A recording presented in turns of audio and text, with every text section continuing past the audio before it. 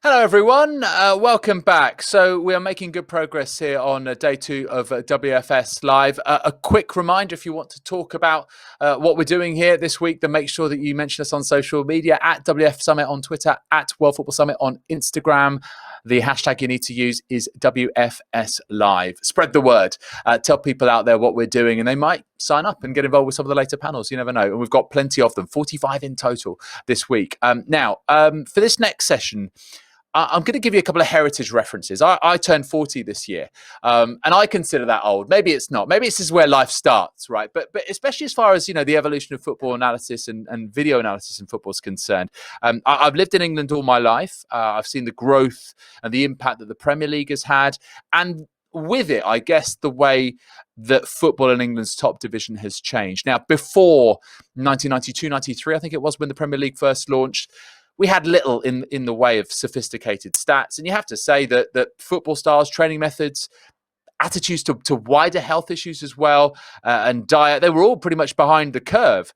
But then fast forward almost 3 decades, the landscape is much changed. Clubs use that advanced statistical data to look for any advantage they can, any little edge, any marginal gain that, as I mentioned, could be the difference between silverware and no silverware. You look at nutritional regimes tailored to suit individual players. But we have had some people in the English game who were maybe early adopters, the likes of Steve McLaren, also Sam Allardyce. They loved a product called Prozone. I don't know if you remember that. But then in came the foreign influences that really developed the game. Arsene Wenger revolutionized sport and nutrition at Arsenal. Jose Mourinho effectively was the man who brought tactical periodization to English football when he joined Chelsea. And these days, data's freer, it's more accessible. And with the technology at our fingertips, more of us can not just make use of it, but drive it and create it up and down the football period. That's what we're going to be talking about in this next session. It's entitled From Elite Clubs to Grassroots, the Video Analysis Revolution. Is brought to you in partnership with Pixellot. Here are your speakers. Innovation Manager at FC Barcelona, Imanol Eguskiza. AI Senior Manager at Stats Perform, Paul Power. CEO at Pixellot, Alon Werber. And to moderate for us, the editor of FCBusiness, Aaron Gourley. Aaron, it's a topic which is obviously a big part of what we do in my normal day job at Sky Sports. And I'm intrigued to hear how video analysis is evolving in the football industry as a whole, and what new angles are being uncovered as well. So over to you. I'm sure it'll be a fascinating discussion. Thank you, David. Yeah, I mean, we've got 3 absolute experts in the field of video analysis, and they're going to discuss how we transfer that from the elite game down to the grassroots game. So first of all, obviously, I want to introduce the panel. Thanks for David for doing that initially. But I'd like each person to give us a little overview of who they are and what they do. Over to you, Alan, first. Hi, thank you, Alon. I'm very thrilled to be here with my friends from Barcelona and Stats, both close partners of ours. So I'll start. I have 3 kids. 2 of them have been basketball players, so I know we're dealing with soccer, but I'm a huge soccer fan, and I like to do sport myself, including Barcelona, of course. And I'm CEO of Pixellot, and what Pixellot does, essentially where we started, is understanding that the vast majority of games and trainings are not captured in video. And if we want many leagues and federations, which did not have the budgets or the operations to have a good video, which can be later analyzed or even broadcasted live, then a new technology needs to be introduced. And we set up this company that using computer vision algorithm and AI can produce completely automatic games while capturing all the data. Because the way we do it, we follow the moving objects, and then we can frame it based on understanding of the video, but at the same time, we collect the data. So we can lend it out also for coaching purposes. We talk about it a lot. Just to give you a sense, in October, months ago, we were streaming live 100,000 live hours, which is quite a lot if we consider that ESPN is streaming 25,000 hours annually. And we've done it over 11,000 venues. After we started to broadcast to youth, to federations, even second division, not NBA or Premier League, but anything under that, we realized that this is very valuable also for coaching. And then we started to set up advanced systems, which we'll talk about, to the likes of Barcelona, of course, which is a prime partner we have, but also Bayern Munich, Premier League teams, and many others. So I'm happy to talk here about the transition also to grassroots. Excellent, excellent. Now, Imanol, can you introduce yourself and explain a little bit about what you do? Sure. Thank you, Alon. Hello, everyone. It's a pleasure for me to be part of such a huge panel today. My name is Imanol Eguskiza, and as presented me, I'm Innovation Manager at Barcelona Innovation Hub. My role at the club consists basically on detecting innovation needs and fulfill them, connecting the club together with the relevant agents at the innovative ecosystem. I'm here today because I'm the one responsible for managing at different levels across the organization this collaboration, this fruitful collaboration that we are having with Pixellot. Today, I need to say that I'm so ashamed that I have no analysis background, but I hope that I will help the audience to better understand this collaboration and how we help to transfer this technological advances to the grassroots and amateur level. Thank you. Excellent. Now, Paul, do you want to introduce yourself and a little bit about what you do? Yeah, sure. So I'm Paul Power.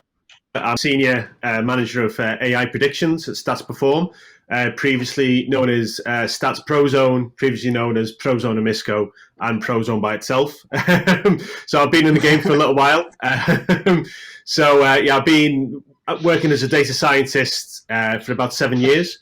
Starting with Prozone as an intern, then working my way through to my current role, where we apply AI and machine learning to data generated from video to create insights for pro clubs, whether that's match analysis, player recruitment, manager assessments. But before that, I was actually a video analyst with Sunderland Football Club, and also strength and conditioning coach with Durham Cricket Club. I'm not sure how many people on the call actually know what cricket is and would even understand if it was shown to them. I've kind of got my background is in coaching and video analysis. Combining that with, the application of data and AI, gives me a reasonably good, background and understanding on how do we actually apply this to the real world to empower coaches. Yeah, excellent. Thank you, Paul. And obviously, you used to work for the greatest club in the world, Sunderland. So thanks for that. Just a shame we're not the greatest club in the world anymore. But anyway, before we get going, top three. Top one.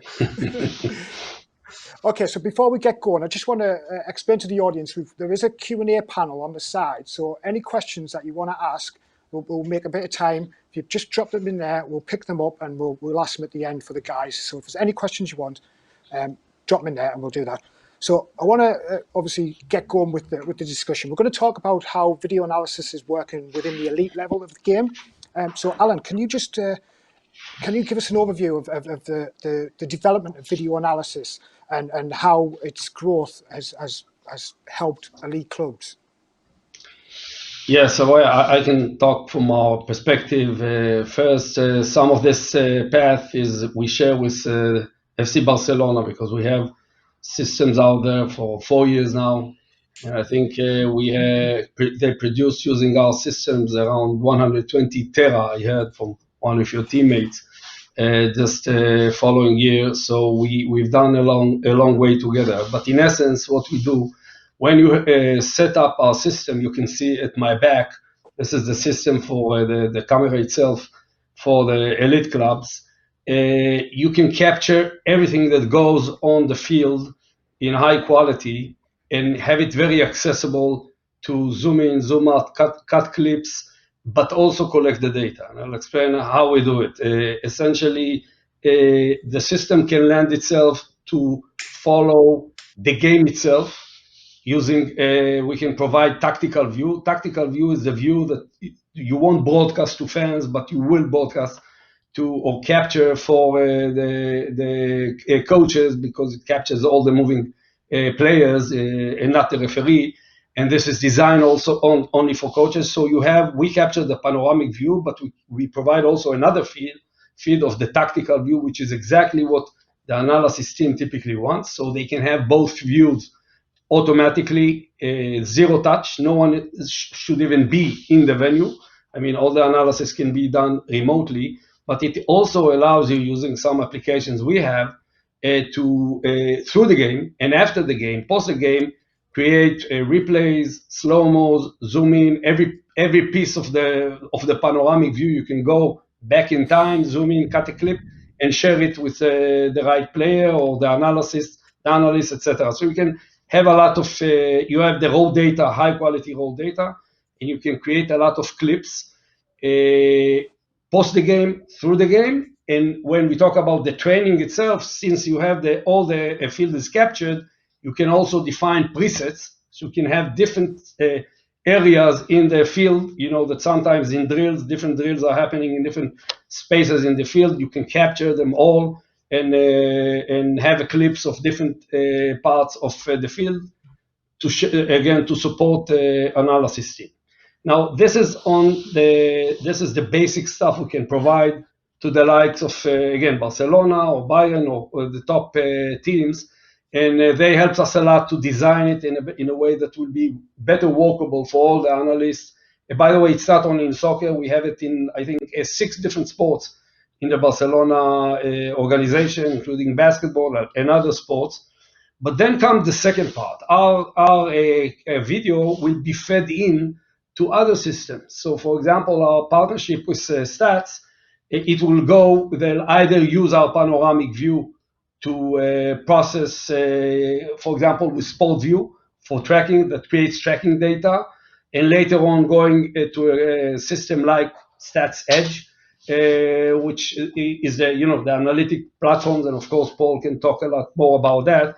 But essentially, we want to have a great video analysis, high quality video, which is automatic, which you can do all the stuff you want to do with video, but also openness and very easy integration into the systems that a top club will have, and the top club will always have other systems. So either it's stats systems or other leading providers, or systems and tools and databases which the club itself has, like Barcelona.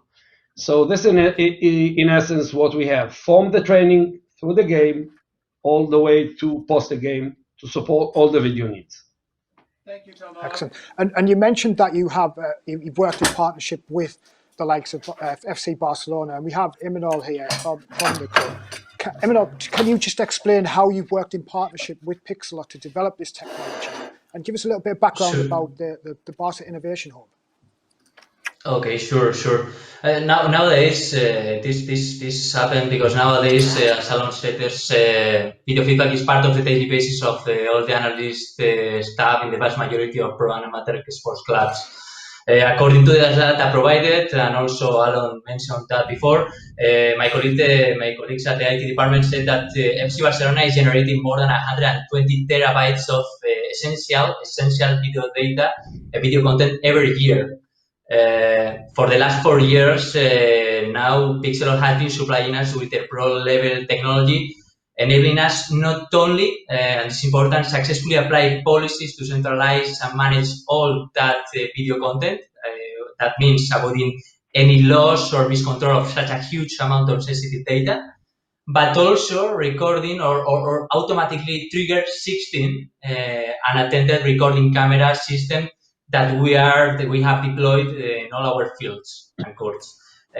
These systems are capturing everyday training and games from the first soccer team to the youngest academies, to the youngest at the academies and other sports sections, and handball, basketball, futsal, and others, as Alon said. As a result of this victory, under a client-provided framework, we decided to team up with Pixellot to work in liaison with their staff and our club's coaches, analysts, and methodologies.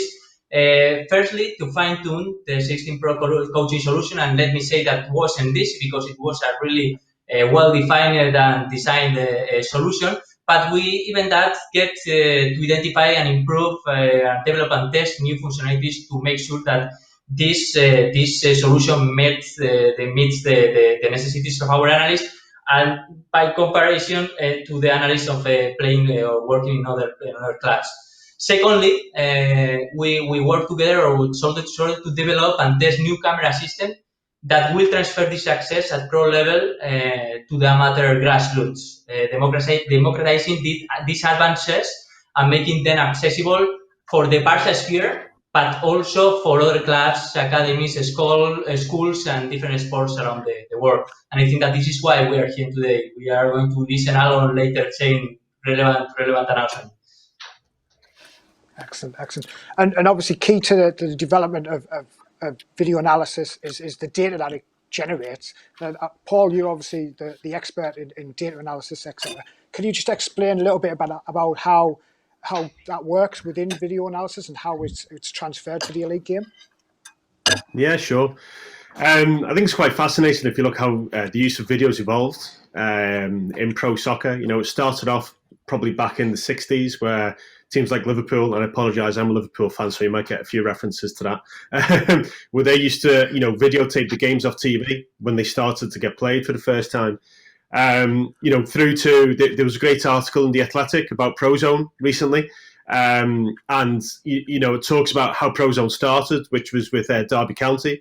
I'm not sure if many people know, but they were actually, the vibration chairs you get in airports. That was Prozone. Amazing.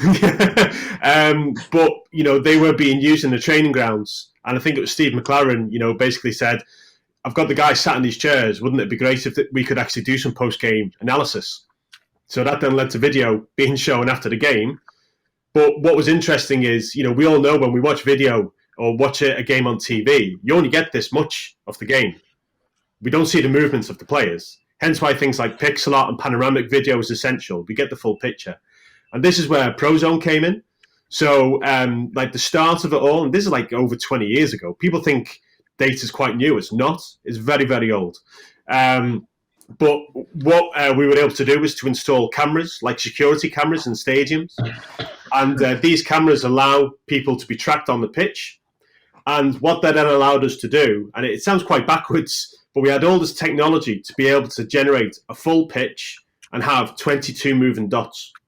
And this is what Steve McLaren wanted to see. Yes, it's all very well having a video, but what's the other guy doing? What's the winger doing if we're zoomed in down here? So that's what it allowed. But interestingly, it didn't have the ball. So while event data, which is what we call, ball touches, is used predominantly across, the entire world, it actually started with tracking, which is player movement. And then we added the ball in next to allow us to get that context to understand what was happening. So that's kind of basically how things have evolved. But people, and technology have improved. And, moving dots, while it might look quite sexy, it isn't really enough. People want to see the full pitch. They want to interact with the video. They want to see what people are doing. So this is now what it's kind of moved on to next, where we're now able to take this tracking data, that we call it, and we can inject it and infuse it with video. So like what Alon was talking about, we can have an automatic video camera, an automatic cameraman, which is something that Patrick Lucy, who's head of our AI group, developed with ESPN a number of years ago. So that follows the game automatically. But also, if you watch things like Saturday Night Football, or Monday Night Football, on Sky, where you have, Gary Neville and Jamie Carragher actually interacting with video, clicking on a player, allowing traces to move. And this is now where we're at with video and data, is that it's becoming one. And that the more we can make this interactive, basically the more people are going to engage with it and the more, insights that we're able to generate. Yeah, excellent. Now back to Alon. I mean, the development of your technology has allowed to widen the scope of tracking. Can you just explain about what your latest product is that you've got going to that allows clubs to do this? You talk about the grassroots product, the new product? Just tell us about how the technology's developed since your initial product has come out. Okay, we're still talking about the elite clubs, yes. So, through the years, of course, we didn't have all the functions I described that allows, for example, and Paul was relating to it, we start with the panoramic view, so we need to integrate smoothly with the tools, the type of tools that can allow to create the insights later. And this is, of course, one of the things that is done is interfacing with systems like SportView, and from there to StatsEdge and similar systems. And we developed many more tools to handle the training side, because the training is very different in nature than the game itself. In the game itself, You can apply automatic production, this type of AP or algorithm, or this type of algorithm if it's tactical or it's fan-based. In training, the setting is different drills in different places. So we developed much using the insights in feedbacks from Barcelona. We developed tools that are very convenient for the analyst or for the coach to get immediately tracking of different areas of the field, and can cut clips, can share the clips, and of course, if there's a data system involved, can get some stats almost on the fly. So this was a process. This was really a process that is still happening. And one of the things we did later, and we'll talk about it in the second part, is try and capture some of those capabilities and adapt them to lower budget organizations, soccer academies, who cannot afford all the analysis, and doesn't necessarily need all the very high level quality in terms of the raw data and other functions. So we'll talk about it in a few minutes. Yeah. I mean, obviously, that's one of the key things is the manpower that it takes and the capability it takes to do video analysis. I mean, Imanol, how do you get around that for a non-technical audience? You mean to the how we manage what? Sorry. How would you transfer the video analysis? How do you make it so it's easily transferable? Okay, this is part of the collaboration that we said with Pixellot. What we did is try to get to that special or specific functionalities from the pro level that will be transferable for the grassroots and amateur level, with providing or to be included in an affordable solution. Especially for us, will be like this product should have some specific definition or properties that maybe I could explain later after Alon presents his product, I think. Yeah. I can show it if you wish, Aaron. Yeah, let's move on. Let's move on to how the technology that you created can be drawn down to the grassroots and the non-elite level. Perfect. So if you can put up the presentation, I'll show you a few slides. So what we see here is really a product. We call it the Air product, which we developed in very close cooperation with FC Barcelona, which is very mobile. It takes 2-3 minutes to set up. So it can be set up in any venue, away game, in a home game. And what you do, you set it up. You don't need any battery. You don't need any internet connection. It's not necessarily live because you want to capture all the data and be able to analyze it and share clips and send to the different parties that are involved. So if you can go to the next slide, please. It will create again an automatic production. This small camera, I actually also have it here. It's really very light. It's indoor, outdoor. You can set it up and get completely automated production of the game. This is the start point. You go home, you connect it home or in the club, you connect it to any internet, and you'll get all of it later produced. Let's see what you get. Go to the next slide, please.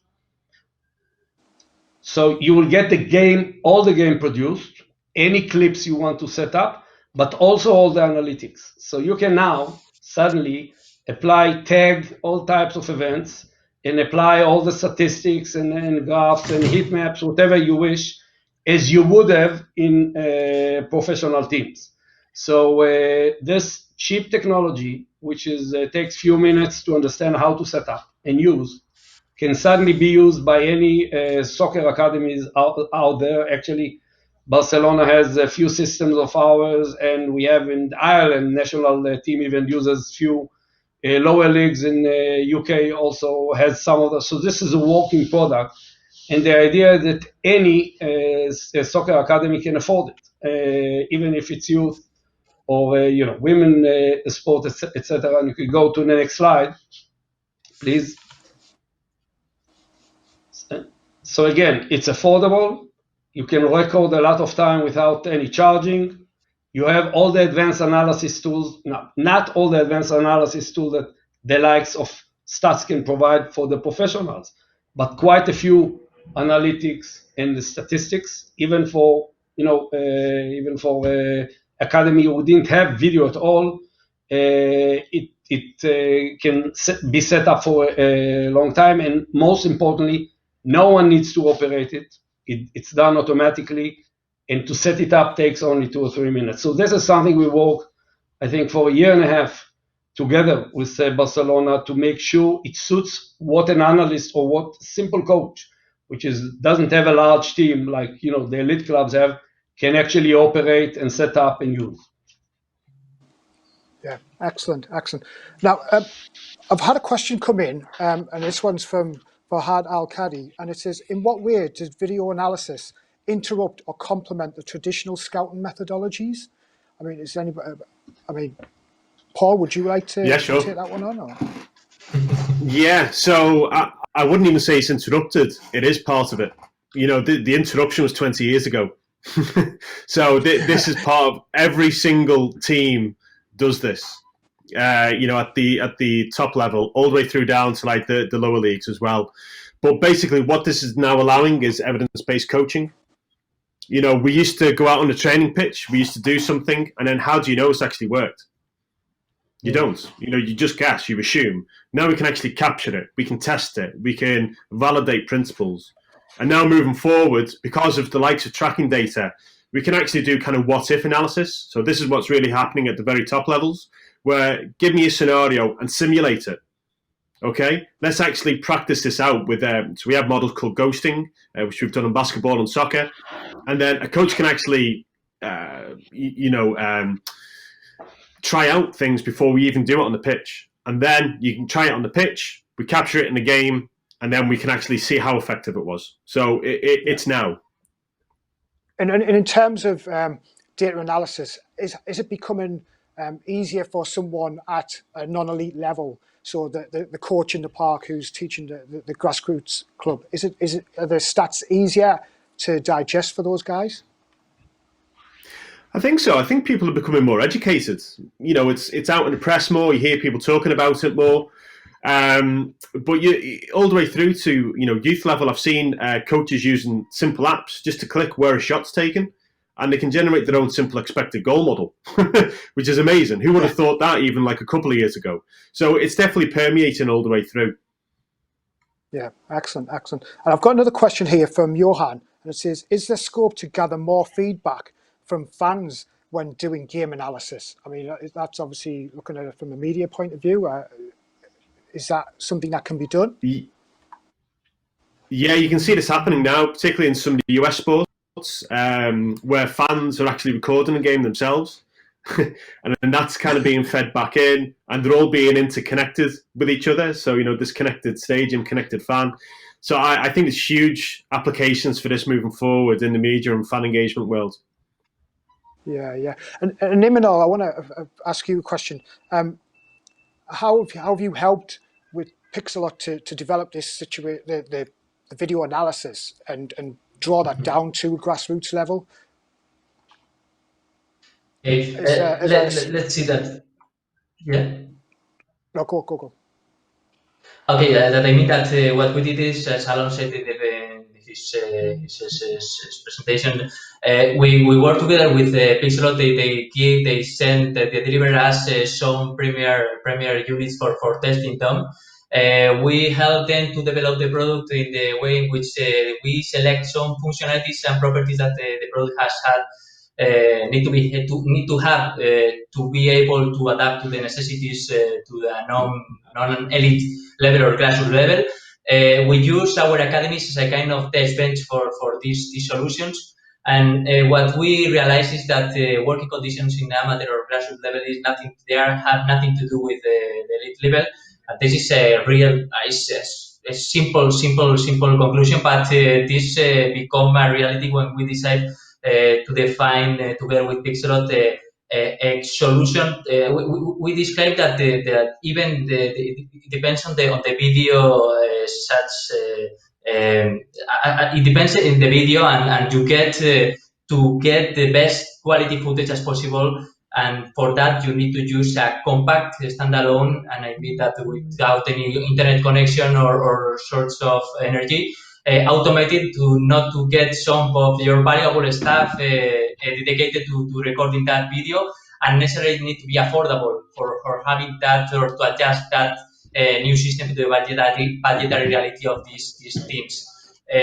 What we did is to talk with academies in order to design together with Pixellot. Excellent. Imanol, we've run out of time. David's back, so Sorry. we will leave it there.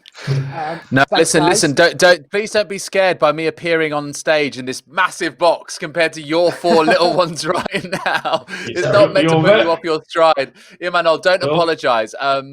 We are sadly tight on time. But listen, I think we got plenty of value from you all, and we really do appreciate your insights. And you know, Alon, I think what you and Imanol have proved is this real true notion of collaboration. I think sometimes companies like yourselves might just go off and do it siloed on your own. And equally, FC Barcelona, clubs like FC Barcelona might decide to want to try and develop it in-house. But you guys have come together and you've both informed each other and provided a really important perspective on which you develop this incredible tool, which now can be applied wherever. And this is it. You're really opening up the marketplace here. And it's not just the domain of the big clubs to have this kind of level of tech and insight into what they're doing. And of course, it's going to help their results on the field of play.